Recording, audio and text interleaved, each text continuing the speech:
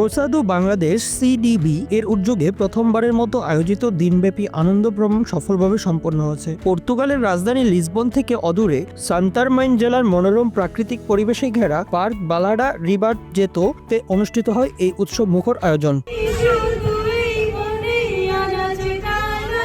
দিনব্যাপী এ ভ্রমণে অংশ নেন বিপুল সংখ্যক প্রবাসী বাংলাদেশি। উপস্থিত সবাই নানা রকম বিনোদনমূলক কর্মকাণ্ডে অংশ নেন। শিশুদের জন্য ছিল আকর্ষণীয় অ্যাক্টিভিটি, বড়দের জন্য ছিল খেলাধুলা, সঙ্গীত এবং খাবারের আয়োজন। সারাদিন হাসি, আনন্দ এবং মিলন মেলায় মুখরিত থাকে পুরো পরিবেশ। কাজাদো বাংলাদেশের পক্ষে উপস্থিত ছিলেন সভাপতি রনি হোসাইন, মাসুম আহমেদ, ইকবাল আহমেদ কাঞ্চন, শাহিন আহমেদ, হাফিজ আল আসাদ, সাধারণ সম্পাদক শাহিন আহমেদ প্রিন্স এবং লাবণী খাতুন।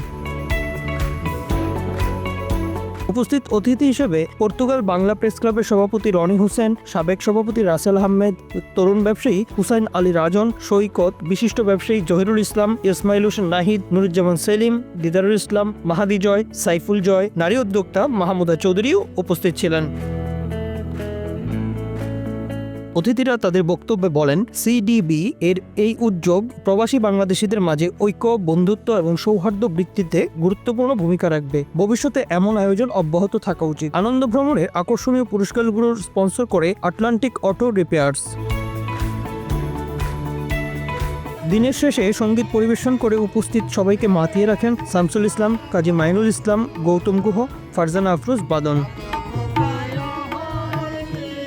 কাজাদো বাংলাদেশের আয়োজকরা বলেন, প্রবাসে থেকেও নিজেদের মধ্যে ভ্রাতৃত্ব ও সংযোগ অটুট রাখতে আমরা এমন আয়োজন অব্যাহত রাখতে চাই। দিনব্যাপী এই আয়োজন সফলভাবে সম্পন্ন হয় অংশগ্রহণকারীরা আয়োজকদের ধন্যবাদ ও শুভেচ্ছা জানান। Bangla affairs news desk.